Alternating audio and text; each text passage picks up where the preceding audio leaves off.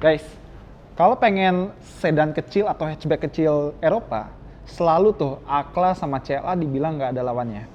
Kalau sekarang, ada. Semuanya, ini dia BMW M235i Grand Coupe dan M135i Hot Hatchback.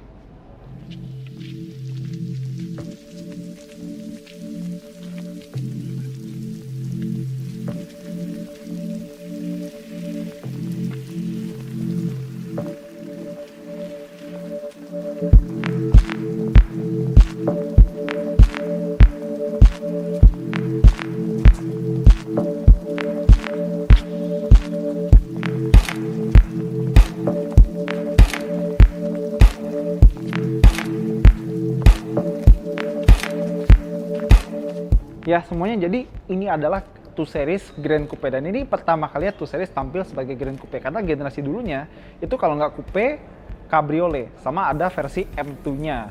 Nah, Grand Coupe tuh sejujurnya aneh, jadi dia ngaku coupe tapi 4 pintu. Ya, Mercy juga begitu, cuma ya udahlah. Kalau kalian lihat bagian depannya, dia tuh frame grillnya itu dia nyatu antara kiri sama kanan, dan untungnya grillnya nggak gede-gede amat sih, dan lampunya juga sebenarnya agak menggede, dan seperti khas BMW atau BMW dia punya cincin buat masing-masing lampunya, ada sepasang. Dan karena ini varian M235i bukan varian yang biasa kayak misalnya 218i, dia punya body kit dari M Sport di depan, samping, sampai belakang. Dan dia ini adalah versi M Performance, jadi bukan M yang bener-bener M kayak M tuh, jadi ini kayak M setengah matang. Ibarat tomat, ini belum merah-merah banget lah. Dan peleknya dia depan belakang 18 inci dan profilnya rata, jadi nggak belang 225/40, dan dia pakai ban RFT. Dan kalau kita unlock atau kita buka kuncinya, dia ada logo BMW di lantainya. Nah seperti itu, dan dia projectnya dari spion, dan hal yang gue suka adalah dia ngasih warna abu-abu di spionnya. Sedikit detail kecil yang sebenarnya menarik kalau boleh jujur. Dan karena dia ke coupe-coupean, atapnya jadi nggak tinggi-tinggi amat. Dia ada sunroof, agak sampai baris kedua sih, cuma emang nggak sampai belakang-belakang banget karena di sini dia ada antena sirip hiu. Dan pintu depan frameless, pintu belakang juga cakep. Sebelum kita bahas belakangnya, waktu pertama kali foto-foto mobil ini nongol, M235 sama M135, pas lihat fotonya gue nggak terlalu suka bentuknya. Tapi ternyata pas dilihat langsung jadi lebih mendingan. Nggak stunning atau menakjubkan, tapi lebih enak lihat langsung daripada di foto. Sekarang kita bahas belakangnya. Di M235i, karena dia sedan, bukan coupe tapi itu ya, sedan, dia ada lip spoiler di bagasinya, dan dia lampunya udah L-shape, LED. Dan meskipun di sini ada ventilasi palsu, tapi terima kasih BMW, meskipun ini frame knalpot tapi dalamnya knalpot asli. Siapapun yang membuat keputusan ini, terima kasih mempertahankan knalpot asli, mantap. Dan ini ada emblem X-Drive karena dia pakai penggerak all-wheel drive. Ya, jadi kalau yang punya M235i lama yang penggerak roda belakang, disayang-sayang harganya bakal lebih mahal lagi. Sekarang kita buka bagasinya, dia bukanya pakai per ya, bukan elektrik, jadi kita buka tutupnya manual. Dia bagasinya sekitar 430 liter. Sebagai perbandingan, CLA 200 itu sekitar 460 literan. Ya selisih sedikit, tapi untung bukaannya lebar dan dalam. Dan kita lihat bawah sini, dia ada tempat penyimpanan tambahan karena dia pakai ban RFT. Jadi nggak ada ban serep. Cuma gue baru notice kalau per buat bagasinya itu bagus dan kuat. Ini kita ada pegangan buat nutup bagasinya, tapi oke. Lagi, coba ke tangan kanan. Pokoknya begitu. Sekarang kita ke yang M135i. Nah, ini si M135i, dan ini hatchback, yang tadi itu sedan. Dan karena dia hatchback, dia punya roof spoiler yang gede, dia punya wiper belakang, dan namanya juga hatchback ya, pasti buntutnya hatchback lah. Ada pintu bagasi belakang, dan kalau kita pencet tombol bagasinya, bukanya begini aja, nggak langsung ngebuka kayak si 2 Series tadi. Kita buka, dia kapasitas bagasi ya 380 liter. Tapi yang gue seneng tuh dia bukaannya kotak, lumayan ke dalam ke kabin penumpang ya, dan sebenarnya nggak deep amat buat ke bawahnya, nggak dalam-dalam amat. Tapi kalau kita buka lagi, dia ada tempat penyimpanan ekstra dan sama-sama pakai run flat tire. Makanya nggak ada ban cadangan. Dan ini ada handle buat nutupnya. Susah nggak nih? Coba deh.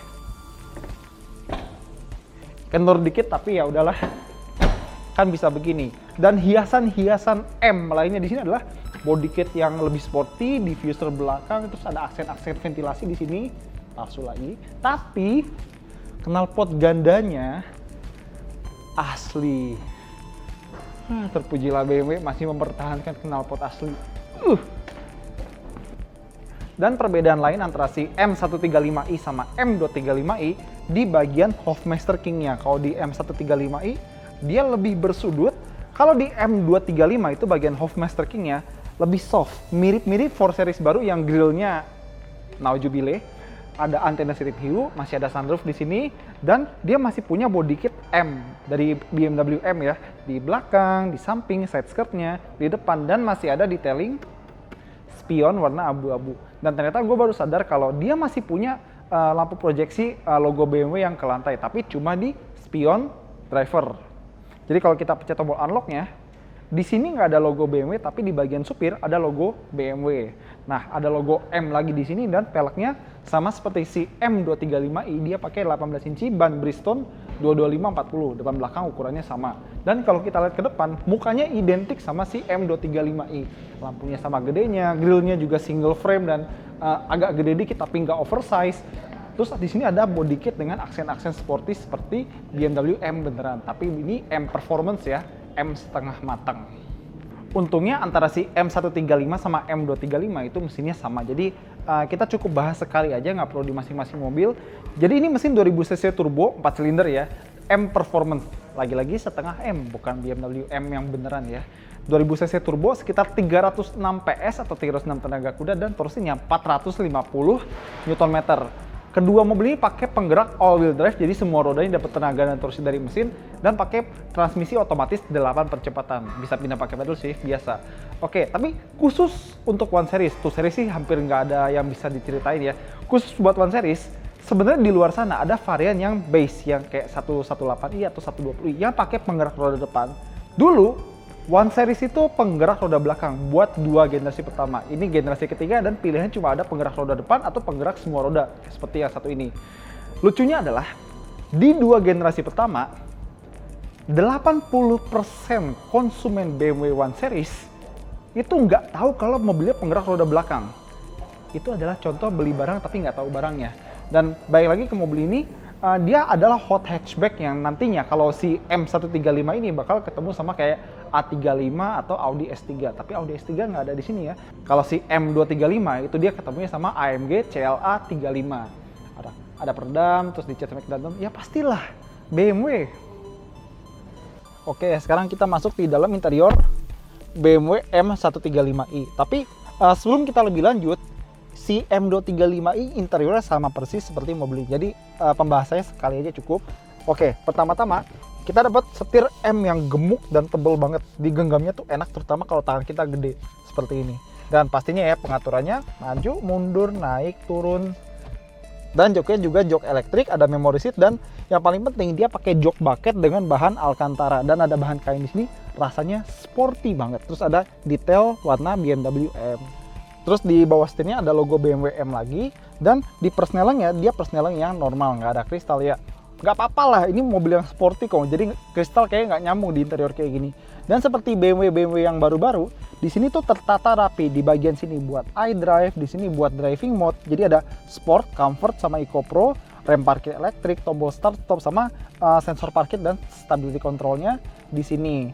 Terus dia ada di tengah sini ada dua layar ya. Pertama layar yang gede buat si iDrive terbarunya, sama layar kecil di sini buat AC. Terus seperti BMW baru lagi, kalau misalnya kita sentuh ini, dia ada feedbacknya di bagian layar sini. Oke, terus di bagian tengah lagi kita turun, di sini ada tempat buat wireless charging. Dan bagusnya ini desain BMW yang gue apresiasi, di bagian sini ada penahan yang ada karetnya. Jadi nggak ngegores layar dan bikin HP kita tetap pada tempatnya. Jadi nggak geser-geser biarpun lewat jalan yang jelek. Ada USB, ada dua cup holder, ada 12 volt, dan di sini dia ada center console box, ada USB Type-C, cuma emang nggak bisa dimajuin jadi armrest. Tapi mobil hot hatchback kayak gini emang nyetirnya beginilah paling bener, kalau senderin tangan. Dan di sini kita dapat speedometer BMW yang baru, dan dia berubah-ubah tergantung drive mode kita di mana. Terus ternyata BMW lagi-lagi bermain detail desain atau trim di M135 sama M235.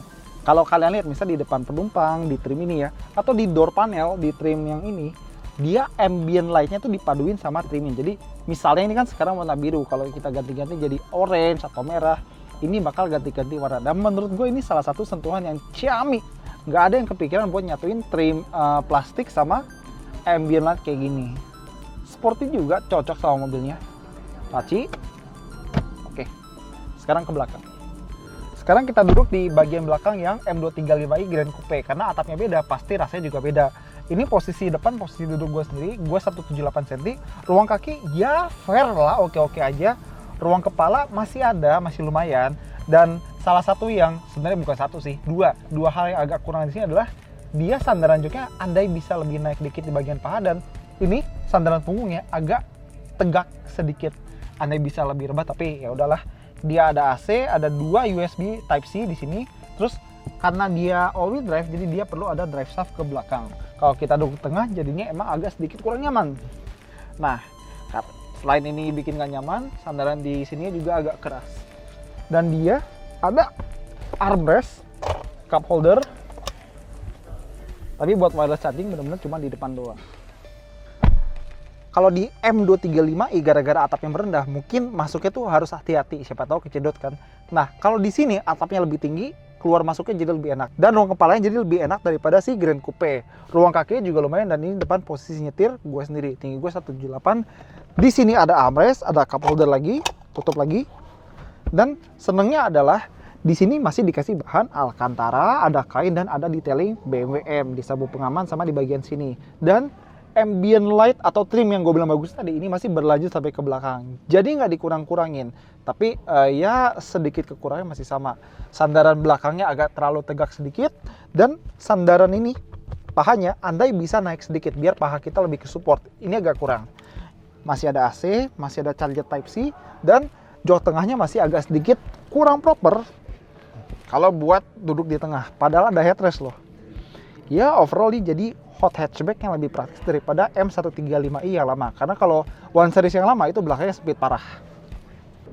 Nah, jadi untuk kesimpulan pertama kita, tapi sebelum kesimpulan, jujur, gue kaget ternyata BMW masih minat untuk memperkenalkan One Series dan Two Series di Indonesia. Karena gue kira tadinya mereka udah cukup, oke, trim paling bawah 3 Series aja. Tapi ternyata mereka masih berani, oke, kita kasih hatchback dan Grand Coupe ukuran compact. Tapi kalau misalnya buat sekarang, kita salut mereka tuh langsung datengin yang versi hotnya. Ada hot hatchback, ada hot sedan seperti itu. Tapi emang mereka berdua meski mobilnya sama, gayanya beda. Si M135 itu sporty untuk para darah muda, si M235 itu untuk sporty tapi yang masih mentingin tampilannya agak cantik. Pintunya aja frameless. Gimana test drive-nya? Ya jujur kita penasaran, nanti bakal kita coba kalau udah ada unit testnya. Oke semuanya, thanks banget udah nonton. Jangan lupa di like, jangan lupa di komentari, dan jangan lupa di subscribe. Jangan lupa nyalain loncengnya juga ya. Saya Hilarius Satrio, pamit.